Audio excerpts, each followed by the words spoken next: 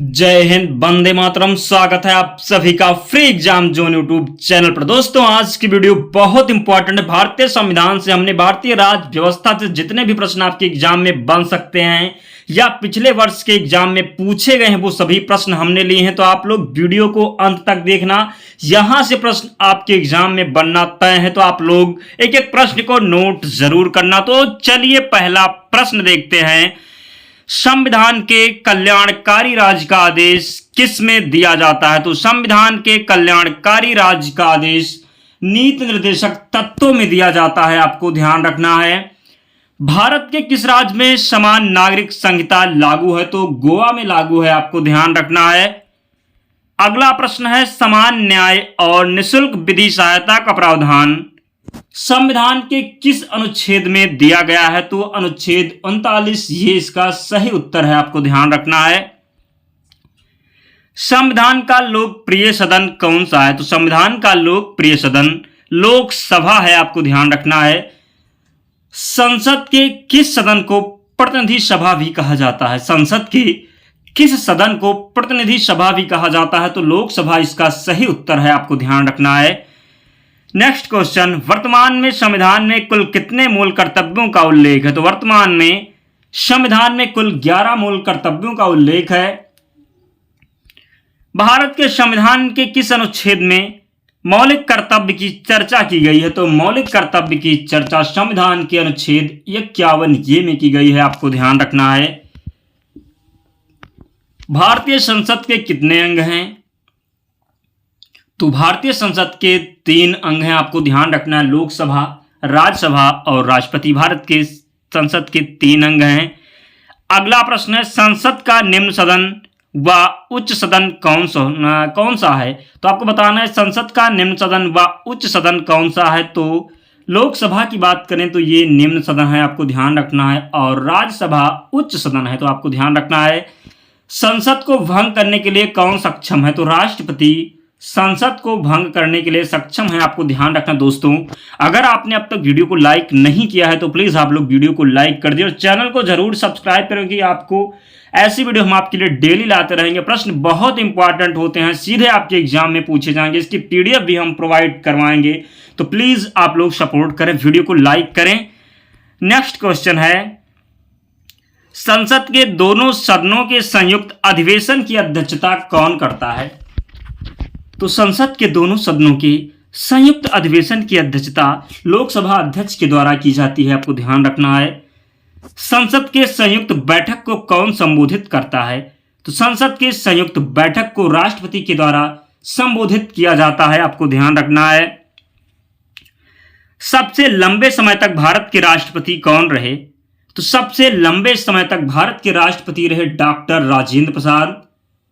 भारत का राष्ट्रपति चुने जाने वाला प्रथम गैर कांग्रेसी उम्मीदवार कौन थे? तो भारत के राष्ट्रपति चुने जाने वाले प्रथम गैर कांग्रेसी उम्मीदवार थे वीवी गिरी। नेक्स्ट क्वेश्चन है, भारत के चौथे राष्ट्रपति कौन थे? तो वीवी गिरी भारत के चौथे राष्ट्रपति थे। भारत के राष्ट्रपति निर्वाचित होने से पूर्व कौन उपराष्ट्रपति नहीं थे? तो ज्ञानी जैल सिंह इसका सही उत्तर है, आपको ध्यान रखना है। भारत में राष्ट्रपति राज्यसभा के कितने सदस्यों को मनोनीत कर सकता है? बहुत बार यह प्रश्न एग्जाम में रिपीट हुआ है, तो आपको ध्यान रखना है। भारत में राष्ट्रपति राज्यसभा के 12 सदस्यों को मनोनीत कर सकता है। कौन हमारे देश के दोनों में से किसी भी सदन का सदस्य नहीं होता है? सही आंसर आपको बताना है, कौन हमारे देश के दोनों में से किसी भी सदन का सदस्य नहीं होता है? तो राष्ट्रपति हमारे देश के दोनों में से किसी भी सदन का सदस्य नहीं होता है, आपको ध्यान रखना है। डॉक्टर राजेंद्र प्रसाद कितने वर्ष तक राष्ट्रपति रहे? तो 12 वर्ष तक डॉक्टर राजेंद्र प्रसाद राष्ट्रपति रहे। भारतीय संविधान के अनुसार कार्यपालिका का प्रमुख कौन होता है? तो भारतीय संविधान के अनुसार कार्यपालिका का प्रमुख राष्ट्रपति होता है, आपको ध्यान रखना है। राज्यसभा में सीटों की अधिकतम संख्या कितनी हो सकती है? तो राज्यसभा में सीटों की अधिकतम संख्या 250 हो सकती है। राज्यसभा के सदस्य कितने वर्ष के लिए चुने जाते हैं? तो राज्यसभा के सदस्य 6 वर्ष के लिए चुने जाते हैं। उत्तर प्रदेश से राज्यसभा के लिए कितने सदस्य चुने जाते हैं? तो 31 सदस्य उत्तर प्रदेश में राज्यसभा के लिए चुने जाते हैं। राज्यसभा में किस राज्य के प्रतिनिधियों की संख्या सर्वाधिक है? तो राज्यसभा में उत्तर प्रदेश राज्य के प्रतिनिधियों की संख्या सर्वाधिक है। प्रथम लोकसभा का गठन कब हुआ था? 1952 में प्रथम लोकसभा का गठन हुआ था।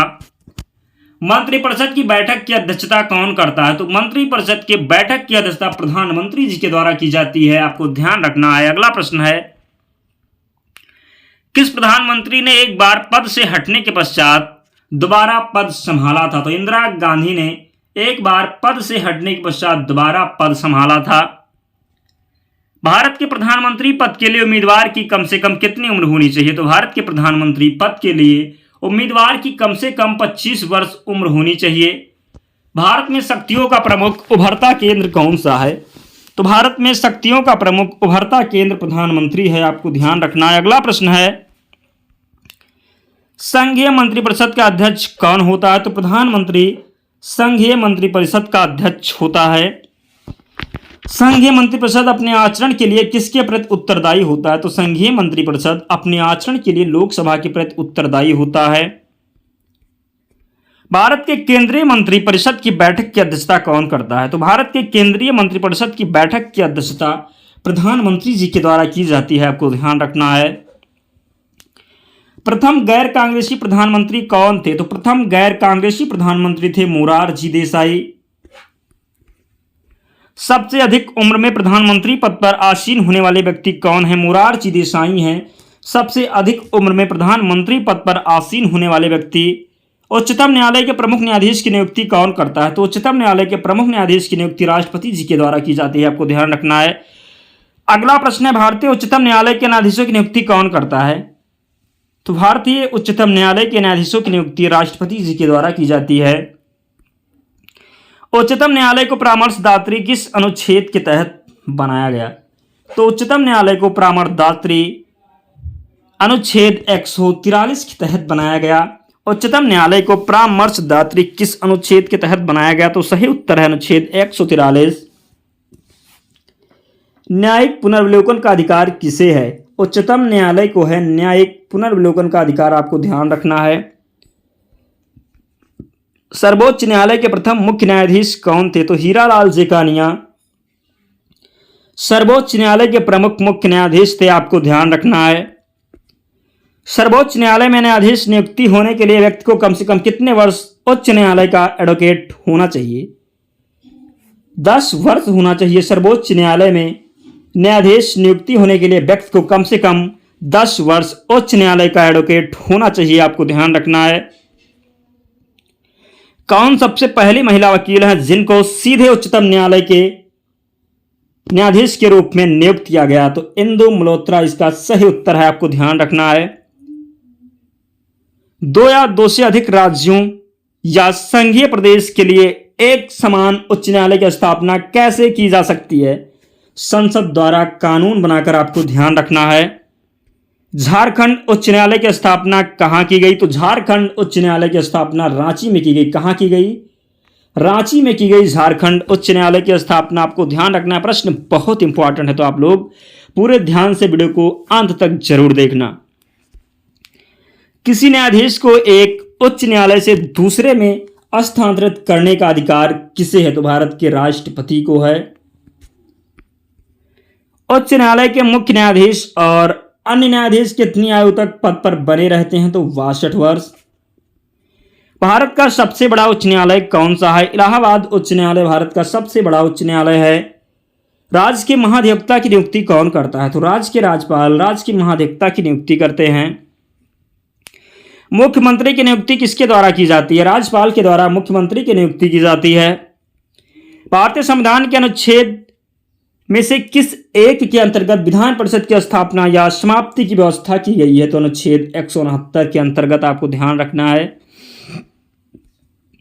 किसको समाप्त किया जा सकता है पर भंग नहीं? तो विधान परिषद को समाप्त किया जा सकता है पर भंग नहीं, आपको ध्यान रखना है। विधान परिषद की बैठक के अंतिम तिथि तथा दूसरी बैठक की प्रथम तिथि के बीच कितने समय से अधिक का अंतर नहीं होना चाहिए? 6 माह। विधान परिषद के सदस्य कितने वर्षों के लिए निर्वाचित होते हैं? तो 6 वर्ष के लिए विधान परिषद के सदस्य निर्वाचित होते हैं, आपको ध्यान रखना है। राज्य विधानमंडल का ऊपरी सदन कौन सा है? तो राज्य विधानमंडल का ऊपरी सदन है विधान परिषद। क्या है? राज्य विधानमंडल का ऊपरी सदन है विधान परिषद, आपको ध्यान रखना है। भारत के किस राज्य में सर्वप्रथम कोई महिला मुख्यमंत्री नियुक्त हुई? तो उत्तर प्रदेश राज्य में सर्वप्रथम कोई महिला मुख्यमंत्री नियुक्त हुई। पूछा जाए आपसे प्रथम महिला मुख्यमंत्री कौन नियुक्त हुई, तो आपको ध्यान रखना है सुचेता कृपलानी सही उत्तर होगा। राज्यपाल की बात करें तो सरोजिनी नायडू होगा, आपको ध्यान रखना है। राज्यपाल तथा मंत्रिपरिषद के बीच की कड़ी कौन है? मुख्यमंत्री है राज्यपाल तथा मंत्रिपरिषद के बीच की कड़ी। विधानसभा सदस्यों का निर्वाचन किसकी देखरेख में होता है? तो विधानसभा सदस्यों का निर्वाचन आयोग की देखरेख में होता है। उत्तराखंड विधानसभा में एक सदस्य किससे नामित किया जाता है? उत्तराखंड विधानसभा में एक सदस्य किससे नामित किया जाता है? तो एंग्लो इंडियन समुदाय से। कोई विधेयक धन विधेयक है अथवा नहीं, इसका निर्णय राज्य में कौन करता है? तो कोई विधेयक धन विधेयक है अथवा नहीं, इसका निर्णय राज्य में विधानसभा अध्यक्ष करते हैं। विधानसभा अध्यक्ष को उसके पद की शपथ कौन दिलाता है? तो विधानसभा अध्यक्ष को उसके पद की शपथ ग्रहण की आवश्यकता नहीं होती, आपको ध्यान रखना है। विधानसभा अध्यक्ष को शपथ ग्रहण करने की आवश्यकता नहीं होती है। सर्वप्रथम किस राज्य की विधानसभा का विघटन उसकी प्रथम बैठक होने से पहले कर दिया गया? केरल का, आपको ध्यान रखना है। पूर्ववर्ती योजना आयोग को आर्थिक मंत्रिमंडल किसने बताया था? तो पूर्ववर्ती योजना आयोग को आर्थिक मंत्रिमंडल बताया था अशोक चंद्रा ने। पूर्ववर्ती योजना आयोग को किसने कहा था कि यह न केवल केंद्र बल्कि राज्यों के लिए भी आर्थिक मंत्रिमंडल है? पूर्ववर्ती योजना आयोग को किसने कहा था कि यह न केवल केंद्र बल्कि राज्यों के लिए भी आर्थिक मंत्रिमंडल है? अशोक चंद्रा ने। शिक्षा को किस सूची के अंतर्गत रखा गया है? तो समवर्ती सूची के अंतर्गत शिक्षा को रखा गया है, आपको ध्यान रखना है।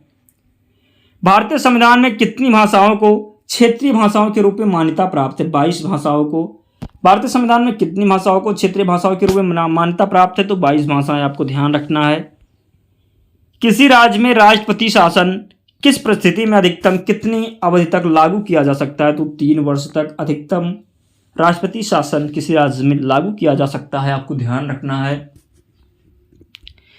किसी राज्य में राष्ट्रपति शासन की प्रारंभिक अवधि कितनी होती है? तो किसी राज्य में राष्ट्रपति शासन की प्रारंभिक अवधि 6 माह होती है। भारत में मुस्लिम लीग की स्थापना कब हुई? 1906 में हुई भारत में मुस्लिम लीग की स्थापना। भारतीय कम्युनिस्ट पार्टी का अस्तित्व किस वर्ष हुआ? तो भारतीय कम्युनिस्ट पार्टी का अस्तित्व 1925 में हुआ। गांधीवाद समाजवाद किस राजनीतिक दल का वैचारिक नारा था? तो गांधीवाद समाजवाद भाजपा वैचारिक दल का नारा था। भारत के किस राज्य में पहली बार गैर कांग्रेसी सरकार बनी थी? तो केरल में सर्वप्रथम गैर कांग्रेसी सरकार बनी थी, आपको ध्यान रखना है। केंद्र में पहली गैर कांग्रेसी सरकार किस वर्ष बनी? 1977 में। कब? 1977 में, आपको ध्यान रखना है। दल विहीन लोकतंत्र के पक्ष में कौन था? तो दल विहीन लोकतंत्र के पक्ष में था जयप्रकाश नारायण। लोकसभा में सुरक्षित निर्वाचन क्षेत्र किससे संबंधित है? तो लोकसभा में सुरक्षित निर्वाचन क्षेत्र पिछड़े वर्ग से संबंधित है। सिक्किम को भारतीय संघ के सह राज्य का दर्जा किस संशोधन द्वारा प्रदान किया गया? तो सिक्किम को भारतीय संघ के सह राज्य का दर्जा 35वें संविधान संशोधन के द्वारा प्रदान किया गया। संविधान संशोधन कितने प्रकार से किया जा सकता है? 3 प्रकार से संविधान संशोधन किया जा सकता है। किस संशोधन द्वारा नागालैंड को राज्य का दर्जा प्रदान किया गया? 13वां संविधान संशोधन के द्वारा नागालैंड को राज्य का दर्जा प्रदान किया गया। दल बदल निरोधक कानून किस संविधान संशोधन विधेयक से संबंधित है? तो दल बदल निरोधक कानून 92वें संविधान संशोधन विधेयक से संबंधित है, आपको ध्यान रखना है। भारत की संविधान सभा किसके अनुसार गठित की गई? तो कैबिनेट मिशन योजना के तहत भारत की संविधान सभा गठित की गई। सन 1936 में भारतीय राष्ट्रीय कांग्रेस द्वारा संविधान सभा की गठन की मांग कहां पर हुई और किस अधिवेशन में रखी गई? तो आपको ध्यान रखना है फैजपुर अधिवेशन में। कैबिनेट मिशन योजना के अनुसार संविधान सभा के कुल कितने सदस्य होने थे? 389 सदस्य होने थे कैबिनेट मिशन योजना के अनुसार संविधान सभा के। संविधान सभा को किसने मूर्त रूप प्रदान किया? जवाहरलाल नेहरू ने संविधान सभा को मूर्त रूप प्रदान किया, आपको ध्यान रखना है। किस अधिनियम की प्रमुख विशेषता प्रांतीय स्वायत्तता थी? तो 1935 का अधिनियम। महारानी विक्टोरिया को भारत के सामग्रिक कब नियुक्त किया गया? तो 1876 में। मार्ले मिल्टो सुधार बिल किस वर्ष पारित हुआ? तो मार्ले मिल्टो सुधार बिल 1909 में पारित हुआ। कब? मार्ले मिल्टो जो अधिनियम था ये 1909 में पारित हुआ। कई बार प्रश्न एग्जाम में पूछा गया है, तो आपको ध्यान रखना है। भारतीय संविधान के लिए चुनाव कब संपन्न हुए? तो भारतीय संविधान के लिए चुनाव 1946 में संपन्न हुए। भारतीय संविधान सभा की स्थापना कब हुई? तो भारतीय संविधान सभा की स्थापना 9 दिसंबर 1946 को हुई। कब हुई? 9 दिसंबर 1946 को भारतीय संविधान सभा की स्थापना हुई। संविधान सभा का प्रथम अधिवेशन कहाँ हुआ? तो संविधान सभा का प्रथम अधिवेशन दिल्ली में हुआ था। कहाँ? दिल्ली में हुआ था संविधान सभा का प्रथम अधिवेशन। संविधान सभा के अस्थायी अध्यक्ष कौन थे? सच्चिदानंद सिन्हा थे संविधान सभा के अस्थायी अध्यक्ष। संविधान सभा के प्रारूप समिति के समक्ष प्रस्तावना का प्रस्ताव किसने रखा? तो संविधान सभा के प्रारूप समिति के समक्ष प्रस्तावना का प्रस्ताव रखा था जवाहरलाल नेहरू ने। संविधान सभा का चुनाव किस आधार पर हुआ था? वर्गीय मताधिकार के आधार पर हुआ था संविधान सभा का चुनाव। भारत के लिए संविधान सभा की रचना हेतु संविधान सभा का विचार सर्वप्रथम किसने प्रस्तुत किया? भारत के लिए संविधान सभा की रचना हेतु संविधान सभा का विचार सर्वप्रथम स्वराज पार्टी ने 1924 में प्रस्तुत किया, आपको ध्यान रखना है। भारतीय संविधान सभा के प्रथम दिन के अधिवेशन की अध्यक्षता किसने की थी? तो भारतीय संविधान सभा के प्रथम दिन के अधिवेशन की अध्यक्षता जो है डॉक्टर सच्चिदानंद सिन्हा जी के द्वारा की गई थी। भारतीय संविधान सभा में महिला सदस्यों की कुल संख्या कितनी थी? तो भारतीय संविधान सभा में महिला सदस्यों की कुल संख्या थी 15। कितनी? भारतीय संविधान सभा में महिला सदस्यों की कुल संख्या 15 थी, आपको ध्यान रखना है। भारतीय संविधान कब अंगीकार किया गया? 26 नवंबर 1949 को भारतीय संविधान अंगीकार किया गया, आपको ध्यान रखना है। भारत का संविधान पूर्ण रूप से कब तैयार हुआ? 26 नवंबर 1949 को भारत का संविधान पूर्ण रूप से तैयार हुआ। भारत की संप्रभुता किसमें निहित है? तो भारत की जनता में भारत की संप्रभुता निहित है। भारतीय संविधान की प्रस्तावना में देश का कौन सा नाम उल्लिखित है? तो भारतीय संविधान की प्रस्तावना में देश का नाम भारत और इंडिया उल्लिखित है। भारतीय संविधान ने किस प्रकार के लोकतंत्र को अपनाया है?